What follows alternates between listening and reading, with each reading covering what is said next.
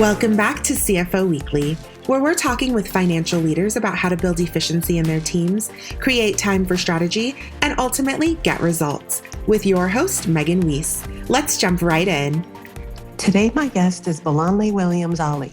Bolanle is the Chief Financial Officer and part owner at Mancini, a technology-first design firm based in New York City, where she oversees the firm's financial and operational performance. She has over 12 years of experience working in the AEC industry with a strong background in financial analysis and strategic initiatives. At her core, she thrives on building relationships between finance and management teams to ensure the overall financial success of her projects and her firm. Her clients include American Airlines, Soho House, Brooklyn Nets, Bocaria, Verizon, and NBC Sports Group. She is a dynamic leader within the AEC industry who has been a guest panelist for the American Institute of Architects Women's Leadership Summit, National Organization of Minority Architects 47th Conference, and Mother Honestly Summit. Bolanle is passionate about service and is the founder of several organizations. Before her current position at Mancini, she served 5 years as Senior Project Accountant at Skidmore, Owings & Merrill, and 5 years as Project Accountant at HLW. She holds a Master's in Education and Social Policy from NYU, Master's in Applied Mathematics, and a Bachelor's in Mathematics from the City University of New York, Hunter College. Bolanle is a board member of the Beverly Willis Architecture Foundation. She is also the author of Build Boldly, Chart Your Unique Career Path and Lead with Courage. She is married with 2 kids and obsessed with throwing fun-themed parties. Bola, thank you very much for being my guest today. Thank you for having me. Yeah, today we're going to be discussing you, your career journey, and your recently published book, Build Boldly, Chart Your Unique Career Path and Lead with Courage. Build Boldly provides a practical playbook to spark bold, courageous action for growth and leadership that inspires others to rise and be their best. And I'm excited to learn from you today, so let's get started. Yeah, I'm looking forward to the conversation. First, let's start with you. If you could tell us a little bit about your career journey and how it is you got to where you are today. Sure. So I'll make this as abridged as possible. I moved to the U.S. in 2002 to come to college, wanting to study computer engineering. And this is like one of my favorite things to share. My first semester, I took I took physics, and it didn't work out. I had a similar experience. Yes, I said computer engineering is not for me. Ended up switching my major to mathematics. Thankfully, my mom was very supportive of that. And then, graduated in 2007 with no internships.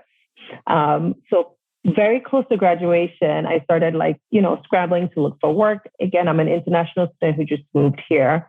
Ended up finding a job listing for a junior project accountant at an architectural firm. And now the connection for me was that I had taken technical drawing in high school.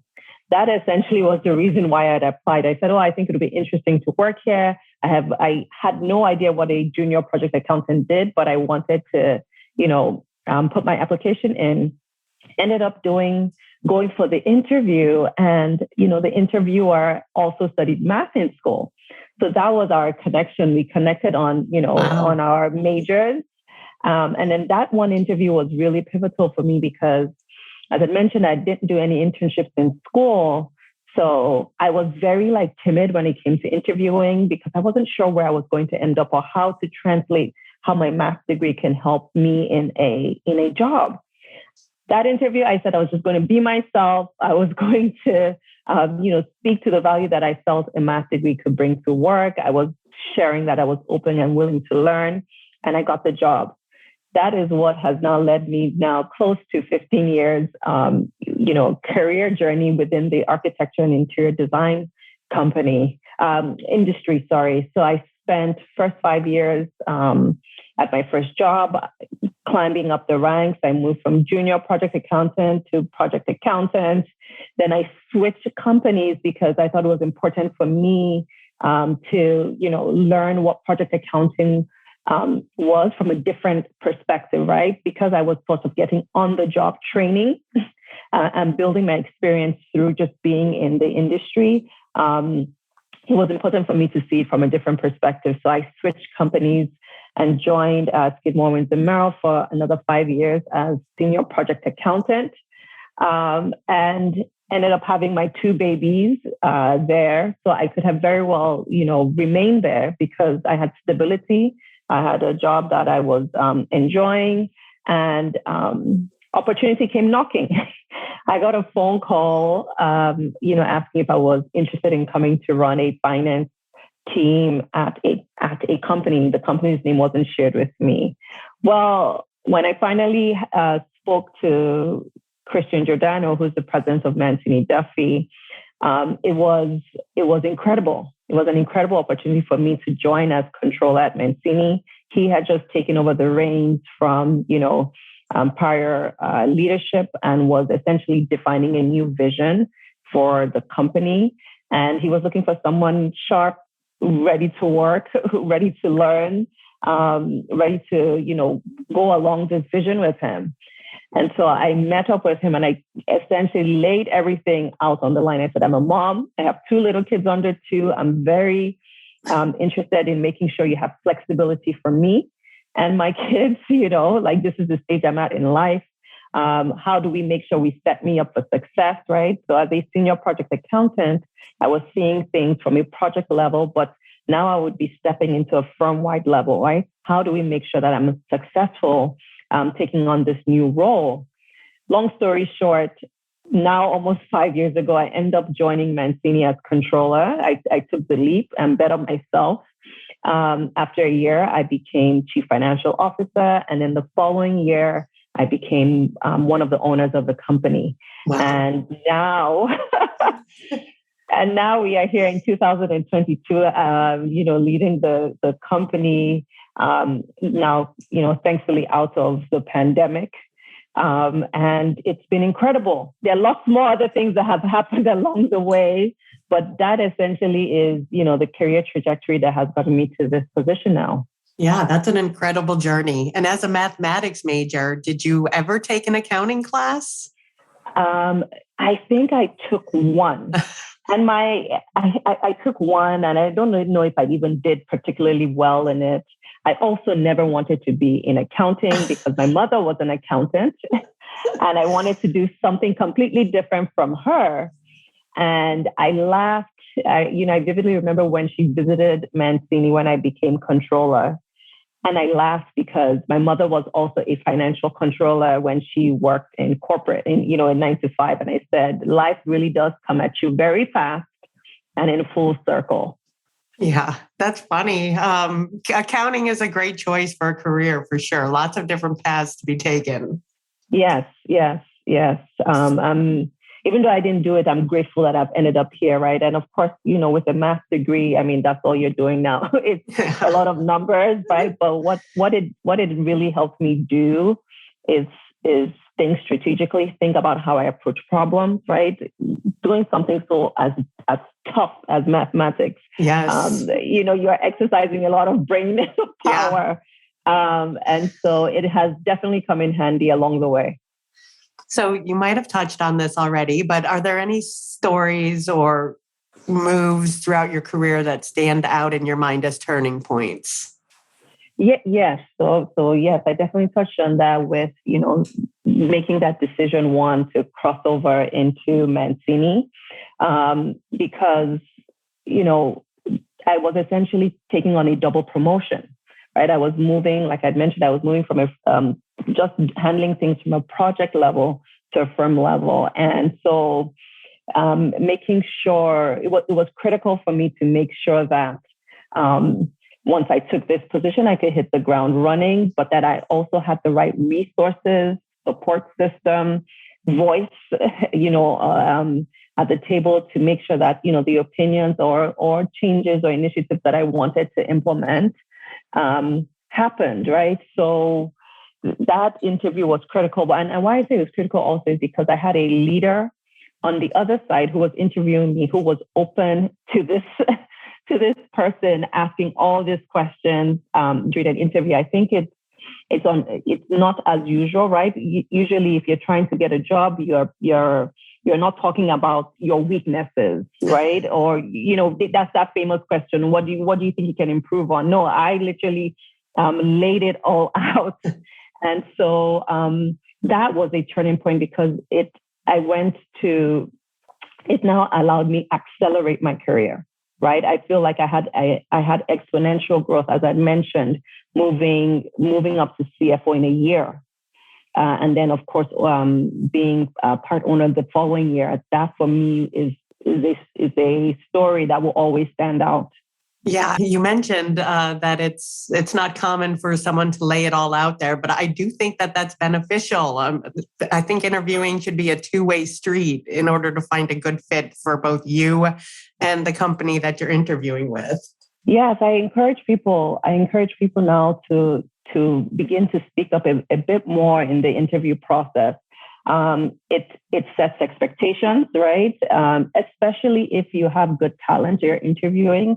If you notice somebody's an A player, that means when they join your company, they're most likely going to need the right support system to move them to an A+ player, right? So you don't want to lose out on somebody that could really bring value to your organization if in the interview it's all, stiff, you're not exploring all the different parts work-wise, work-life balance, you need to be looking at all these things from the get-go so that both parties completely understand what they're getting into once you start the company. And I will say, I acknowledge that it was a bit easier for me to, say all those things because I was moving into a leadership position. So a firm alignment was really critical for me. But I will say that I noticed a bit of that in me when I was interviewing for my first job.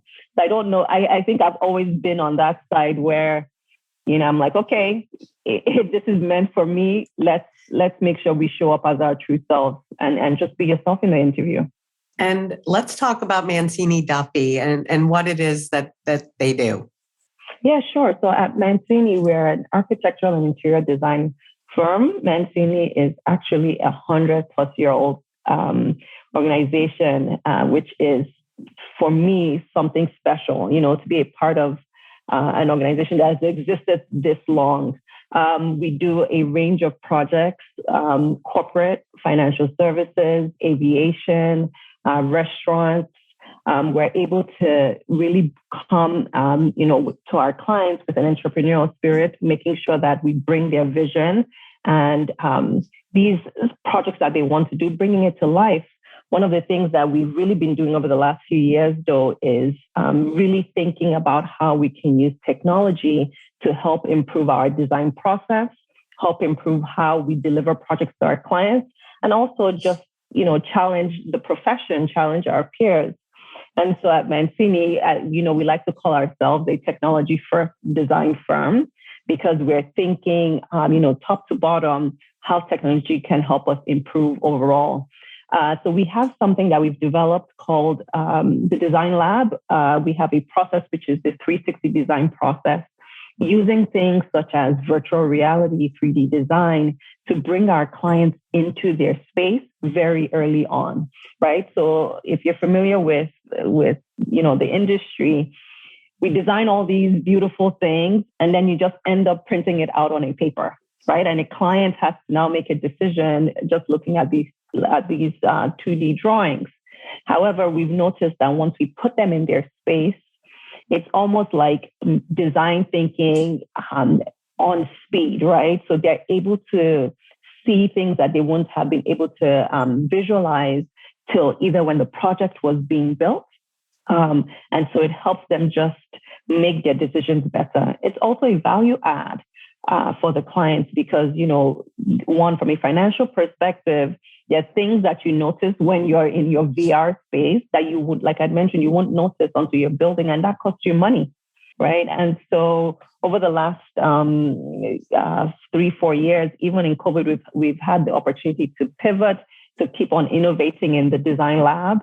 and our clients are enjoying it. We're bringing more and more clients on board, and it's been incredible for me to see. So that to me is part of why I decided to, become part of one of the owners, because the future for us and what we're trying to do is really exciting. And I definitely want to be a part of it just to see how it unfolds. Yeah, technology can do amazing things these days. It's incredible how far it's come in the last 10 or 20 years.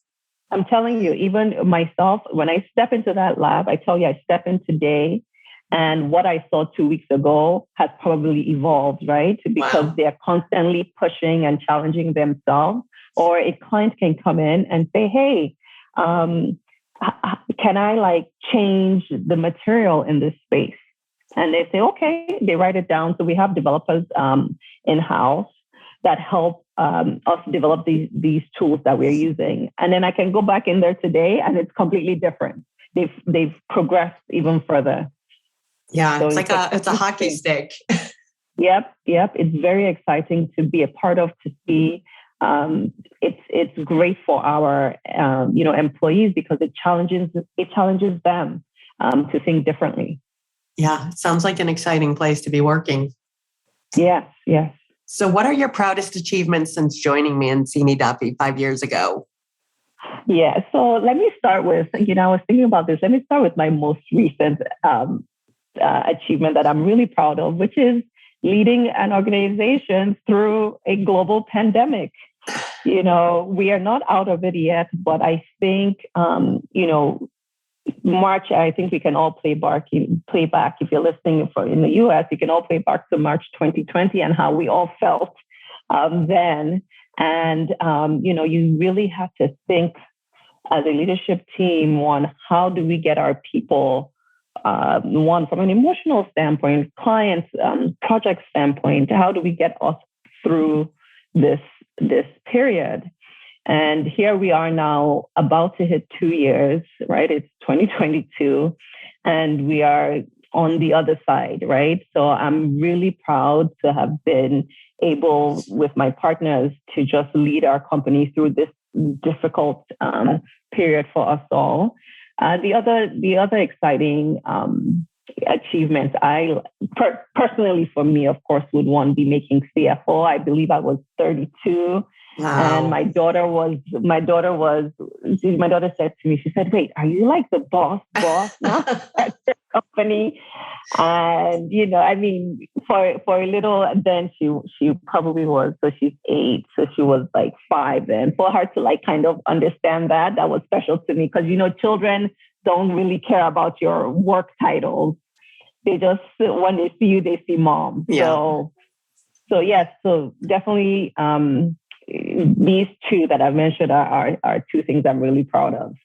And Mancini is very diverse. From what I understand, 51% of the firm is female, which is nearly twice the industry norm. So as someone who's passionate about creating spaces for women within this industry, what does this mean to you?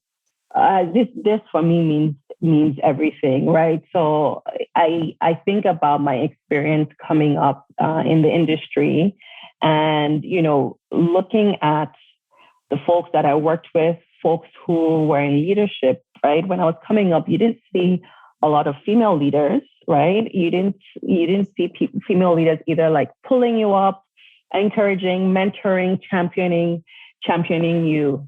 And for me, being here and having this percentage at the organization is very critical because it's representation, right? It's representation in our leadership group. Also, we're probably 40% in ownership, right? We're 40% women, and it means that you have someone who is, or another woman who is in the rooms where decisions are being made.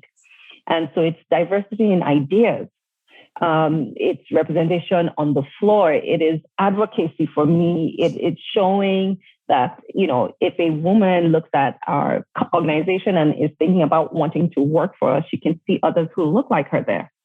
And then for me, women drive profitability from a financial perspective. Yeah, right. I've read that. That's, yeah. Yes. Yeah. And so when you think about that, right, you think about the decisions being made on the projects that we're working on, and how projects are either successful or not. All of that ties into how ties into the bottom line, right? It ties into this. So it's very, very important for me that my organization is reflective of or doing slightly better than the industry. And hopefully, all will begin to, challenge, like, why is it that our floors, meaning other organizations, can now be challenged? That why is it that our floors don't have more women? Why is it that we're not more diverse in terms of race, ethnicity, all of these questions? These are things that we constantly have to be thinking about because it affects how the business thrives. Yeah, I've read articles and that there's so many benefits to having women in the workplace and in roles that are leadership. Yeah, yes, 100%. I say this, some people might not think this is a big deal, but as a mother, being part of leadership, I'm able to, this is an example I'll give. So I think we were trying to decide where the mother's room should be in our office. And my male colleagues had said, oh yeah, let's just put it in this room that is directly across the floor. And I'm like, guys, we can't do that. A new mom returning to the office needs privacy, needs space, right? Some people don't think this might not be a big deal, but it is a big deal. We want to be able to welcome mothers who are returning back to work in a good manner and in a good way in which they can comfortably pump if they need to, or comfortably have a room where they can have peace of mind, not thinking about their teammates on the other side of the floor, hearing their pump machine running. So something as that's a perfect example of why women being in these rooms where decisions are being made is important. So last month you posted on your LinkedIn that as a business leader and also the person accountable for the financial success of your company, 2021 pushed the heck out of me. So in those challenging times, what did you discover? Mostly, what did you discover about yourself? Yeah, so I'm usually one who prioritizes my emotional well-being. I think it is essentially critical being in the role that I'm at, that, I have clarity in mind, clarity in thinking. And I think when we entered into 2021, again, I think maybe some of us had false expectations that we would probably be through the pandemic by summer at least. Right. And as the months started going by, of course, the different waves started coming and, things didn't look as great. Right. And so emotional well-being is critical. I say that it's something that you don't want to, ignore. That's one of the things that I realized that I had to constantly make space for because it affected how I showed up. It affected how I made decisions at the organization. It affected how, if I wasn't emotionally clear, it would affect all these things that are critical to how the business is performing or was performing through 2021. And so that's one of the things I learned, that I couldn't take that for granted. And for me, part of the ways in which I make sure that my emotional well-being is in good standing is by working out, right? So I made sure that I didn't skip my workouts. I made sure that I was plugged into whatever kept me sane. Yep. Just to navigate through it. Outside of that, though, when you think about the business, I started just rethinking all the scenario planning that we had done, right? Thinking about what is it that we need to do in the immediate. What do we need to do short term? What do we need to do long term? How do we begin to prioritize the different decisions that we needed to make sure that we made it through the year?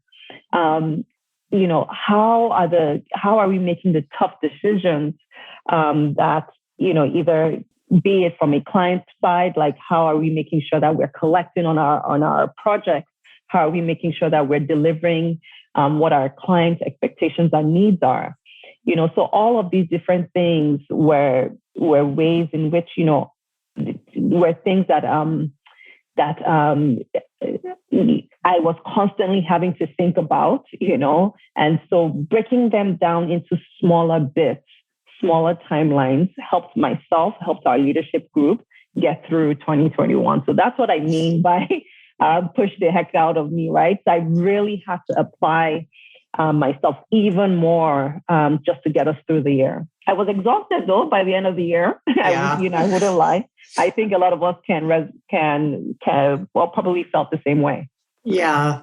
To your point about emotional well-being, I recently, it was a while ago, a few months ago, I read an article that said that human beings can cope as long as there's an end in sight. If they can feel like there's, a light at the end of the tunnel, they're way better at coping than when it feels like there's just no end in sight. No end. So it's been challenging. Yes, I completely agree with that. I think that, not being able to see, have the light at the end of the tunnel was a little tough. So you just have to find things daily just to get you through. And let's switch gears a bit and talk about your book, Building Boldly. What inspired you to write this book? Yeah, so for me, my past, I was reflecting back on my past to being CFO and being, part owner at Mancini was definitely not traditional. And when I reflected back, I realized that I literally crafted my own playbook to get me here. Part of the ways in which I did that was by staying curious, building relationships, right? We saw, when we talked earlier, the reason why I ended up in Mancini was because of relationships that I had developed 10 years prior. And so the inspiration behind it was really to challenge individuals and leaders who are intentionally ready to change their path and ready to change the path for others within their organizations to craft their own playbooks, right? How can you really and truly become the CEO of your own career and chart this blazing path for yourself? And so the idea behind it is, sharing through themes that arose over this now 15 years that I've been working, sharing through the themes. Sorry, give me a second. You still good? Yeah, sure. Just yeah. So just cut that out. I'll take it over. Yeah. Okay. Yeah. So sharing through themes that arose throughout my career journey, I realized that moments where I really grew were moments where I was bold, right? And so that's where the idea of build boldly comes from, right? Really leaning into the bold side of yourself, and you will see growth. You will see changes that will happen for you in a good way in your career. Yeah, I think that it's very hard for a lot of people to be bold, but it's definitely important as a leader, particularly as a leader, to be bold. Yes, I completely agree. You have to define what leading boldly looks to you, and that's where the bold framework that I share in the book. You have to lean into that to nurture and retain the right people that you want to work in your organization. You can't retain people if you're not challenging the status quo, if you're not thinking about connecting to them, if you're not being a vulnerable leader. It's especially this, like we said, this past 2 years that we've experienced, you have to be vulnerable. People have to be able to connect with you. I read this thing that says, people follow leaders who are real than leaders who are perfect, right? And I think that because we spend so much time together at work, this idea of leading your people boldly is critical to the success of your team, your company, and yourself. And what advice would you give to aspiring CFOs who are looking to become bold leaders? Yeah, so one, I would say, let me share a little bit about the acronym BOLD, right? Yeah. So the B is be yourself. And what I mean by that is, who are you as a leader? Who are you as yourself? How are you showing up in your organization? Are you hiding parts of yourself, or are you really expressing who you are? Be yourself, and you will see your people follow you more, and there will be buy-in. There'll be buy-in from your people because they can see a leader who they can connect with. The O in bold is opening your mind to new definitions and opportunities, right? And so really critically looking at ways in which the organization has been run, and what new definitions can you put in place? What new opportunities can you afford for the folks within your organizations? One, either to develop them, two, to push them into positions of growth. How can you open your own mind to opportunities that can help propel your organization into success, right? So really begin to think about what are the things that we've defined, and are they really working for us or not? And if they're not, how can we change it? L is lift others. Throughout my career, I'm always constantly thinking about, one, how can I give back? If I learn something, how can I pour into the next person? And so this concept of lifting others is an opportunity for you, one, to either mentor people, champion people, think about ways in which you can help them grow in their career. And it's critical to the success of your organization. When you even think about promotions, moving people up, if you're not lifting people up in your organization, you're going to be caught in the weeds all the time, right? So think about making room for people to move up and be lifted. And the D is don't wait, do it now, right? So what is it that you want to do? What are the changes that you can make, be it immediate, be it in the short term, that can help make your organization different, right? So don't wait for the perfect time. There is no perfect time. Begin to think about these changes that you want to implement and run with it. And so that's how I think, that's how I lead boldly. That's how I think other CFOs can lead boldly. But really think about what you want to be known for as a leader, and begin to work towards that. Begin to define that and do it boldly. Once you've fleshed it out, do it boldly without fear, and you will definitely see changes coming through. Yeah, I love that acronym. Those are all awesome attributes of an amazing leader. Yes. So you wrote in your book that, and this is an interesting point to me, but when my leadership team and I make decisions based on both the data and our guts, they usually pan out. However, when we make decisions based on just the data, we're missing an important element of decision making. So as a CFO, how do you balance both the data and gut feelings, which, as a CFO, you've gotten all that experience and that's what you're being paid for. So how do you balance those two when you're making decisions? Yeah, so for me, when I think about that, I think the first thing that you have to think about is context, right? What is the context in which, we're making decisions with both the data and our guts? And when I say guts, I mean really understanding the qualitative part, right? So the data gives us the quantitative, but you need to understand what the story is behind the decisions that you want to make. So really and truly understanding that context. One, what is the risk, right? So is it, when you say, you're going based off of gut feeling, is it when it comes to a new hire? I was a gut decision, right? On paper, I probably wouldn't have been given the opportunity to. But, having that interview and the leader, Christian, really just connecting with me, and we talked everything out. He took a bet on me, right? And gave me an opportunity to step into this position that has allowed me grow in my role, right? So there are different situations that can come up, but you need to make sure you're thinking about the context, the risk, what is in it in the future, right? If you make this decision now, what does the outcome, what do you think the outcome can look like? And so just making decisions solely based on data, there are things that you miss, and it doesn't allow you to have a full, wholesome view of the decision that you want to either take action on that can affect the organization. So that's what I mean by don't just look at data and the the qualitative aspect of things. Yeah, that's great advice because data, it tells a story, but it's not always the right story if you don't know the context behind it. Yeah, data allows me to ask questions. That's the power of data. It allows you to ask questions that then forces people to really think about everything else behind the decisions that you want to make.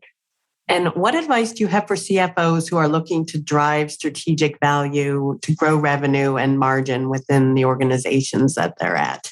The first thing I will say is, one, make sure you understand your industry and your business through and through, right? So you're not just in your office or wherever with your team, just crunching numbers. If you don't understand how your business works, you're not going to be able to drive revenue, right? For me, within the architecture industry, I need to understand how projects work. I need to understand how fees and pricing structures work. If I don't understand that, I can't advise our leadership group when it comes to new clients we're trying to bring on, right? How do I make sure that my team is set up to work really well and closely with the project managers to make sure that we are headed for profitability on the projects that they're working on. If I don't understand what the different phases mean and like how they affect fee, how they affect profitability, how they affect how we bring new staff to work on the projects on, I'm not going to be able to grow revenue. Then really take a look and see what is working, what industries are working, what project team makeup is working. What are the key drivers that are making us see revenue growth? When you see that, then study it and try and see if you can scale it, right? So when you're trying to grow revenue, right, you have to understand where your market thrives, where your organization thrives, and then try to see how you can continually build relationships and grow that market, right? So that's at least personally for me, like that's part of the ways in which I advise our leadership group when it comes to growing revenue. Then I think about how to improve our productivity with our people, right? So I mentioned a little bit about like our team makeup. Think about what teams, like look into your organizations and see what teams are really productive and why are they productive? Again, I could look, we just talked about this. I could look on paper and say, oh yeah, this group is productive, but why? What is the reason? What are they doing within their teams that is making them productive? Then when you do that, you're able to reduce, expenses or reduce like the effort it takes to grow revenue to increase your margin, right? So, and then lastly for me, I would say, think about your people. Who's working on the project is the people, right? So you need to make sure that there's buy-in from your people. They understand how the hours that they work affect the project that you're delivering, affect what is presented to the client, affects the firm's bottom line. And I think when people understand what they're doing and the value that it brings, you begin to see improvement in your financials, right? So I think looking at all these different areas will definitely help when it comes to growing your revenue. Yeah, people are so important these days, not only attracting them, but like you said, being able to retain them and keep them engaged. Yes, yeah. I think once you can do that, you will definitely see improvement. I've seen it, in our projects. And just client satisfaction with those people, right? Like even the clients expressing that means that they are thinking about us when it comes to new work, more work that they want us to do. So lastly, as a CFO, what is keeping you up at night? Oh, currently, well, first of all, I like to sleep. So I don't like anything keeping me up at night. But currently, I think what's top of mind during the day for me is talent, right? I think we're all facing it across the board where we want to make sure that the people who are with us are happy. we're treating them right, and also looking for great talent to join us and grow the business. Because, like I mentioned, work is now improving, coming out of the pandemic. So we're looking for great people to join our team. So talent is top of mind. Yeah, I don't think you're alone there. No, not at all. Bola, thank you very much for taking the time to speak with me today. Thank you for having me. This is great. Yeah, I've enjoyed our conversation and all of the insights you provided. And for our listeners who are interested in reading your book, where can they find it? Sure. You can find my book on Amazon. So you just search Build Boldly, and also on my website, www.bolanlewo.com. You'll find my book there. Okay, well, thank you. And I wish you and Mancini Duffy all the best. It seems like you're both doing amazing things. To all of my listeners, thank you for tuning in. And until next week, take care. If you're ready to boost efficiency and streamline your accounting processes at significant cost savings, it's time to talk with Personiv. Their people-powered solutions have transformed the delivery of back-office tasks and general accounting functions for decades, partnering with clients to provide everything from accounts payable to payroll services. See what Personiv can do for you by visiting personiv.com. You've been listening to CFO Weekly, presented by Personiv. Please subscribe wherever you get your podcasts to hear all of our episodes. Want to learn more? Check out personiv.com. Thanks for listening.